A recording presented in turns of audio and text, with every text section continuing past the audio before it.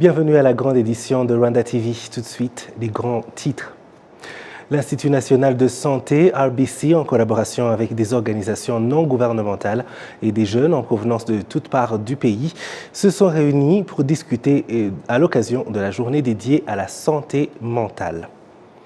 Au Rwanda, le glissement de sol sous l'action de la pluie déplace 25 tonnes chaque année. Les districts les plus touchés sont en province du Sud, de l'Ouest et du Nord.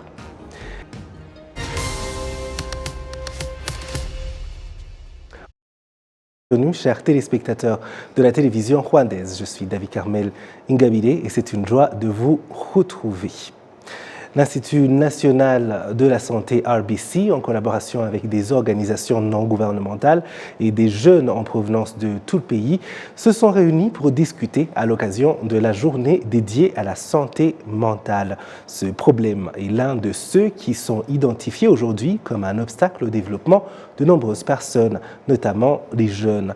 Les statistiques de l'hôpital de santé mentale, Cares Ndela, montre que plus de 70% des patients traités par cet hôpital sont des jeunes adultes, 70% d'entre eux ont moins de 25 ans, la plupart toxicomanes.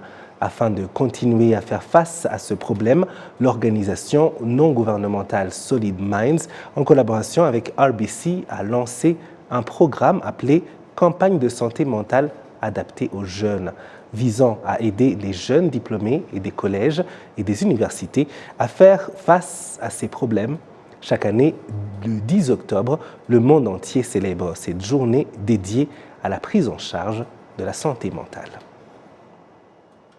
Vous suivez la grande édition sur Rwanda TV. Au deuxième jour des échanges entre les membres de la commission sénatoriale en charge des affaires étrangères avec les membres de la diaspora rwandaise, les Rwandais vivant en Europe ont aussi donné leur avis à propos du développement du pays, en estimant notamment que l'Office rwandais pour la promotion du développement RDB devrait créer un département spécial chargé de suivre les projets d'investissement à destination de la diaspora. Après les catastrophes qui ont frappé le pays ces derniers mois, les Rwandais vivant en Belgique ont collecté plus de 14 000 € pour aider les sinistrés. Ceux vivant en Allemagne ont apporté une enveloppe de plus de 200 000 $ au secteur de la santé, et ceux vivant dans les pays d'Europe du Nord ont envoyé 2,2 millions de $ au Rwanda. Quant à la préoccupation des membres de la diaspora qui demandent la création d'un poste exclusivement en charge de la diaspora à RDB, le ministère des Affaires étrangères a indiqué que c'est une question qui est déjà en étude. Toujours sur le même sujet, le rôle de la diaspora rwandaise dans le développement de la mère patrie. Voici l'essentiel des échanges entre sénateurs rwandais et les membres de la diaspora éparpillés sur les 5 continents. Les Rwandais de la diaspora ont été félicités pour leur rôle dans ce développement. Les détails avec Patrick Nilidandi. La commission sénatoriale en charge des affaires étrangères a procédé à des échanges par vidéoconférence avec les différents membres de la diaspora, en commençant par ceux vivant sur le continent africain. Les exemples que je peux donner sont ceux des diasporas du Caire, d'Algérie et des Libyes qui suivent de près le programme gouvernementaux à travers leurs ambassades. Des programmes comme Kwibuka, Kwibora, Umuganura et bien d'autres. Nous rencontrons ce que nous pouvons, comme les gens du Caire et de la Libye, et ce que nous ne pouvons pas, nous nous connectons virtuellement. Ces membres de la diaspora ont également présenté certains des défis auxquels ils sont confrontés, d'autres aspects des défis liés à la vie et au travail à l'étranger, ainsi que les dépenses associées à la vie quotidienne qui les empêchent de renvoyer des revenus aux familles restées au pays. Les défis sont considérables pour obtenir des documents officiels. Par exemple ici, il y a un permis de travail qui coûte 1 000 $. Et pour ceux qui sont venus ici pour faire un travail régulier, il est difficile d'obtenir le permis et finissent par payer de nombreuses amendes. Même lorsqu'ils obtiennent des documents appropriés, leur renouvellement devient un autre défi de taille. Il y a aussi la question des immigrés illégaux et le fait qu'il est difficile de les aider lorsqu'ils rencontrent des difficultés. Dans des endroits comme Oman, nous avons un grand nombre de femmes qui sont allées là-bas à la recherche d'opportunités d'emploi. Certaines d'entre elles utilisant des moyens illégaux qui peuvent les conduire à la traite d'êtres humains. Et dans de tels cas, lorsqu'elles rencontrent des problèmes, cela devient très difficile pour l'ambassade de les aider. Les Rwandais de la diaspora ont reçu des félicitations des sénateurs pour leur rôle dans le développement national et ont reçu l'assurance d'un plaidoyer serait fait pour relever les défis auxquels ils continuent de faire face. En tant que membre de ces communautés sénatoriales, je peux vous dire que vous, en tant que membre de la diaspora, et vous qui êtes dans les ambassades de pays à l'étranger, ces questions et vos préoccupations qui sont évoquées ici, le Sénat fera son travail de plaidoyer en votre nom parce que c'est notre travail. Et nous ferons un suivi afin que les solutions soient réellement trouvées.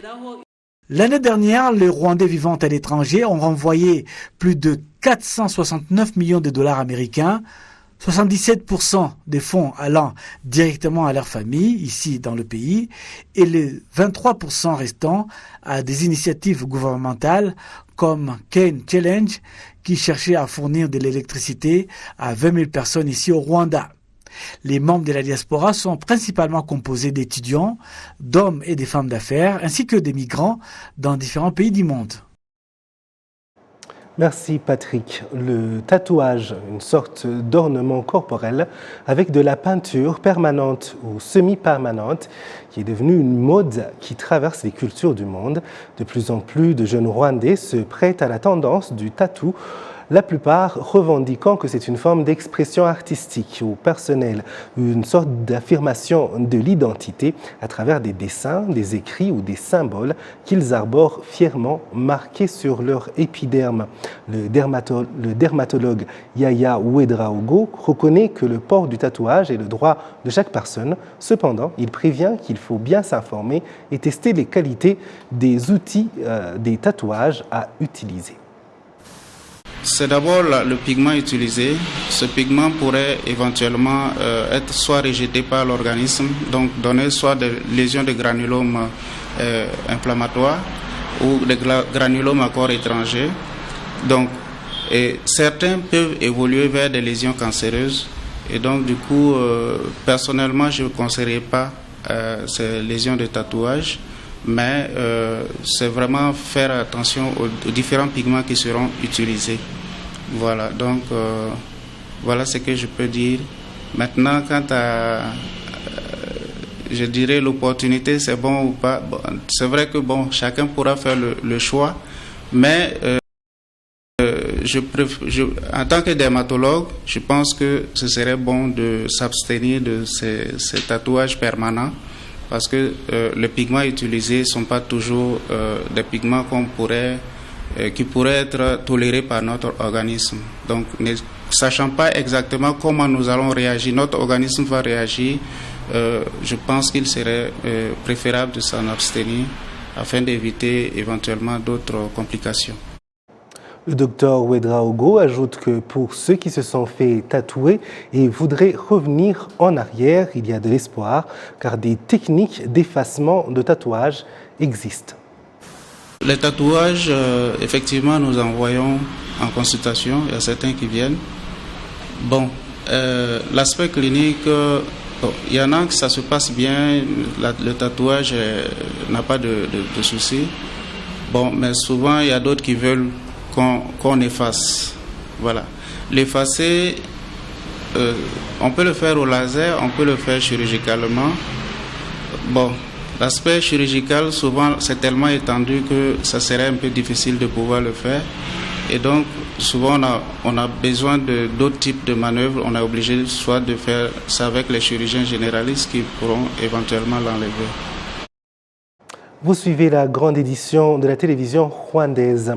Je vous l'ai dit en titre, au Rwanda, le glissement de terrain sous l'action de la pluie déplace 25 tonnes de terre chaque année.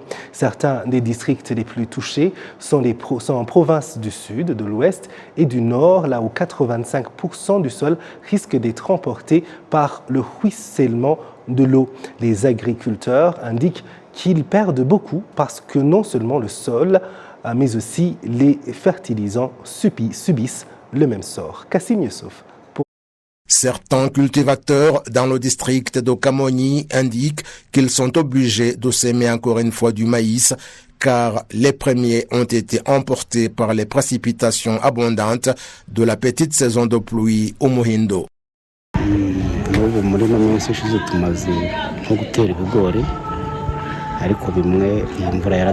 Nous avions dernièrement planté du maïs, mais la pluie l'a endommagé et c'est la perte que nous avons eue. J'avais cultivé un demi-hectare.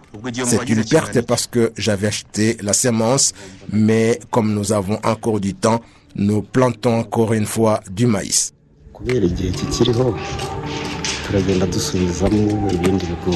Les agriculteurs en province du Nord et du Sud soulignent qu'ils font tout ce qu'il faut pour lutter contre l'érosion, mais que rien n'empêche que leur culture et les fertilisants soient emportés par l'eau, ce qui entraîne la pénurie des produits alimentaires suite à l'insuffisance de la production. La pluie entraîne l'érosion qui emporte les cultures et les maisons.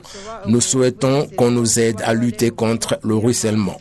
Lorsque le sol est emporté par l'eau, il y a la pénurie de la nourriture et nous menons une vie médiocre.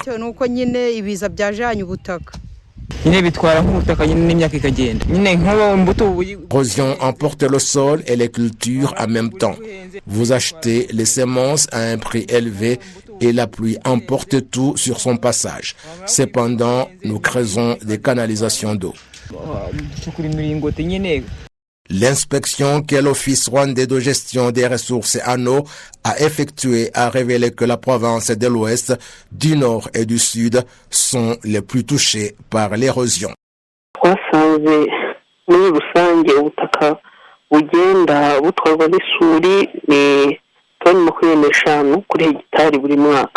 Nous avons constaté que chaque année, ce sont 25 tonnes de sol par hectare qui sont emportées. C'est le district de Ngororero qui est en tête parce que le sol là-bas a un risque de 85% d'être emporté par l'érosion. Il y a ensuite Rutsiro, Karongi, Nyamagabe et Gakenke. Et puis, il y a d'autres districts qui ont plus de 60% des risques, à savoir Rulindo, Nyaruguru et Huye. Parmi les facteurs qui entraînent cette situation, il y a une mauvaise gestion des terres, l'absence de lutte anti-érosive, l'habitat spontané et l'extraction minière.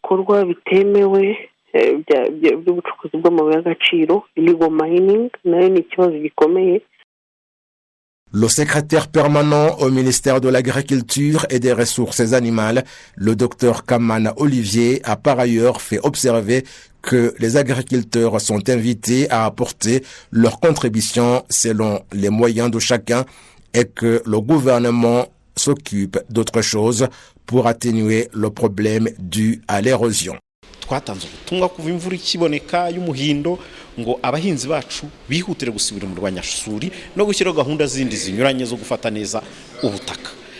Nous avons livré des messages dès le début de la petite saison de pluie au Muhindo, invitant les agriculteurs à creuser des fosses anti-érosives et de mettre en place d'autres mesures visant à bien entretenir le sol.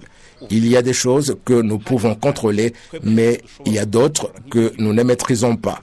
L'exemple, c'est lorsqu'il pleut beaucoup. Nous exhortons les cultivateurs à approcher des sociétés d'assurance pour qu'en cas d'endommagement de leur culture, ils puissent trouver une compensation, car la subvention du gouvernement est de 40% seulement.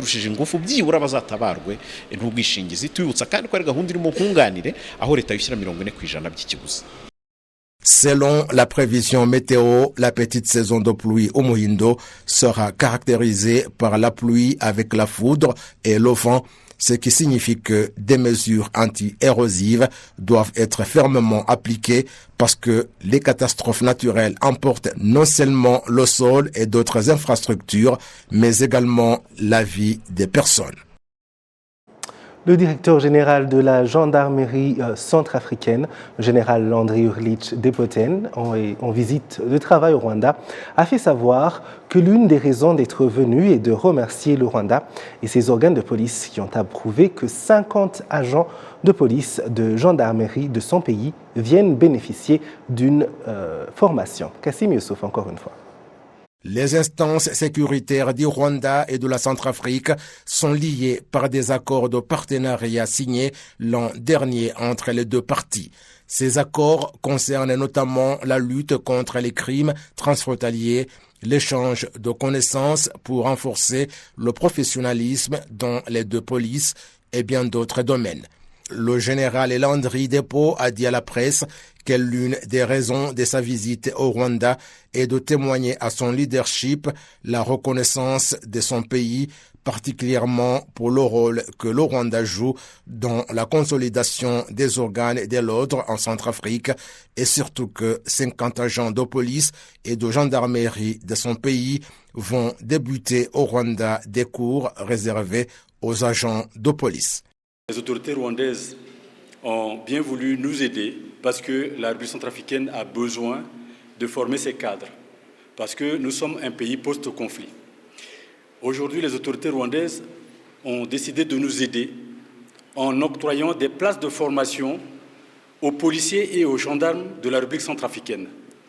Voilà pourquoi aujourd'hui, 50 places ont été accordées aux forces de sécurité intérieure de la République centrafricaine, dont je me fais l'honneur de les accompagner et pour assister au lancement de cette formation. Le Rwanda est en train de prêter main forte pour ramener la sécurité et la paix en République centrafricaine. Moi, en tant que chef militaire de la République centrafricaine, j'ai vu de mes propres yeux la qualité des soldats rwandais, la qualité des policiers rwandais qui travaillent sur le sol centrafricain. C'est pour cela que nous avons souhaité que le Rwanda puisse nous aider également à former nos personnels dans les mêmes qualités. C'est au cours de cette semaine que cette formation va officiellement débuter et va durer 7 mois. Le porte-parole de la police du Rwanda ACP, Boniface Rutikanga, félicite le partenariat qui existe entre les deux parties.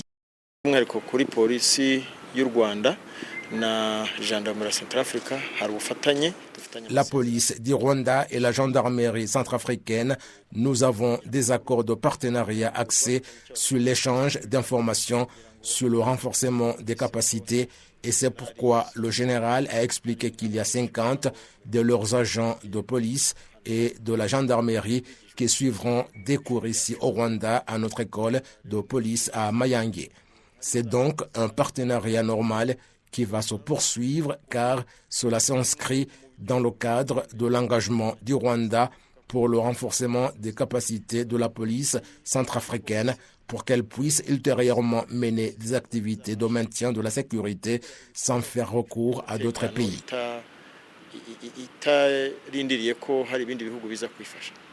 Le Rwanda a déployé des forces de police en République centrafricaine pour soutenir les efforts de maintien de la paix des Nations Unies MINUSCA.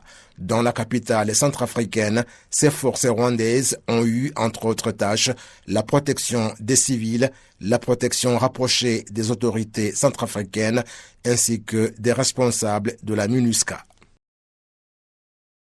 Merci Kassim. La technologie reste l'un des piliers du développement du Rwanda et le secteur spatial doit être également exploité pour que ce développement soit durable. Ce sont les propos de la ministre de la Technologie et de l'Innovation, Paul Ingabire, lors de l'ouverture d'une réunion de 2 jours qui a pour objectif de voir la contribution de l'Agence spatiale du Rwanda dans le développement du pays. Un récit de Patrick Nilidandi.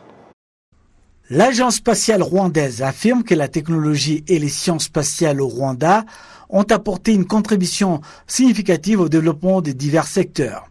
Les étudiants qui font partie d'une équipe qui a créé un projet d'intelligence artificielle qui collecte des données spatiales affirment que cette technologie facilitera le changement dans la fourniture d'informations nécessaires à une bonne planification. Ce groupe est composé d'étudiants dans les domaines de la technologie et des mathématiques dans 3 universités du Rwanda, dont l'Université du Rwanda, l'Université Carnegie Mellon et l'Institut panafricain des mathématiques et des sciences. Les directeurs en charge de la technologie à l'Agence spatiale nationale, Kwizera George, estiment que cette intelligence artificielle améliorera encore des données spatiales nécessaires au développement des divers secteurs.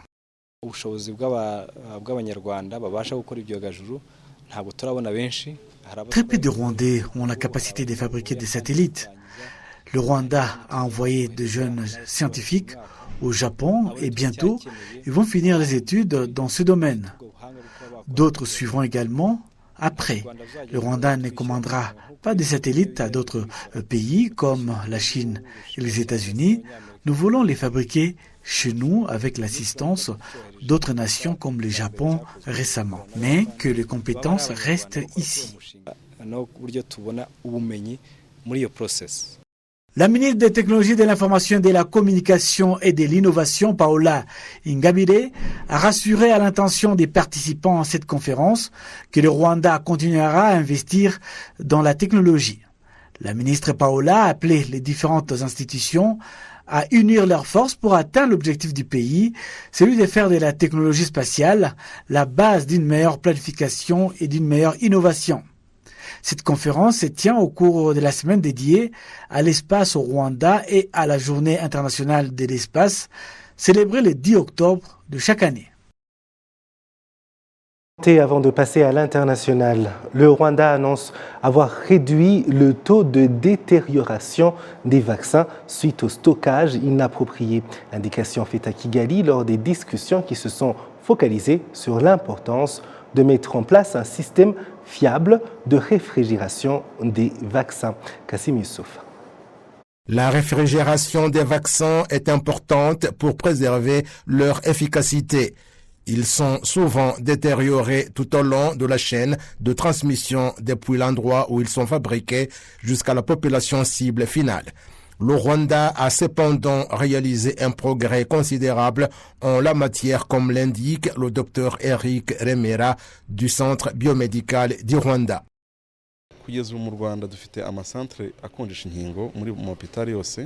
Nous avons jusqu'à présent au Rwanda des chambres froides pour la réfrigération des vaccins dans tous les hôpitaux et nous avons également assez d'infrastructures de façon que dans tous les hôpitaux on peut les réfrigérer.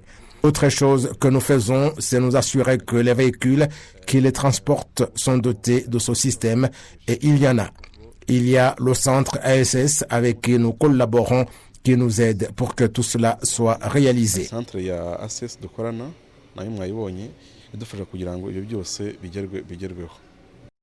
Le manque de personnel et d'équipements spécialisés est l'un des défis auxquels est confronté le ministère de la Santé. Toujours est-il que la pandémie de Covid-19 a laissé une leçon en matière de réfrigération des vaccins et que l'usage des drones a donné de bons résultats dans le transport rapide des vaccins pour qu'ils arrivent à destination sans que leur qualité soit altérée.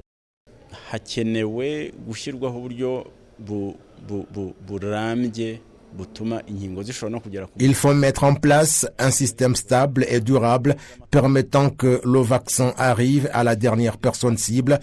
Et c'est non seulement pour les vaccins destinés aux personnes, mais également pour le bétail. Les vaccins ont besoin de la réfrigération à une certaine température. Ce n'est pas la même chose que pour les aliments, car si la température n'est pas atteinte pour les vaccins, ils se détériorent et lorsqu'ils sont abîmés, on ne le sait pas. Ils sont alors utilisés et restent inefficaces. Il nécessite donc une attention très particulière.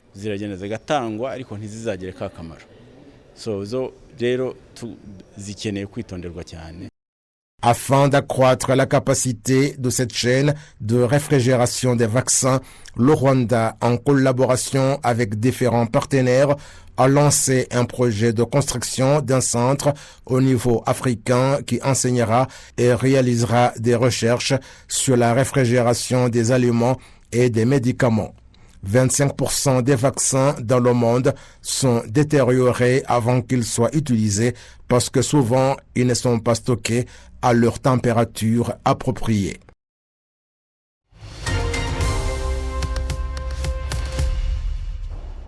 Et voilà, c'est tout pour ce journal. Merci de nous avoir suivis. Je remercie toute l'équipe qui m'a aidé à le préparer. Au plaisir de très bientôt vous retrouver.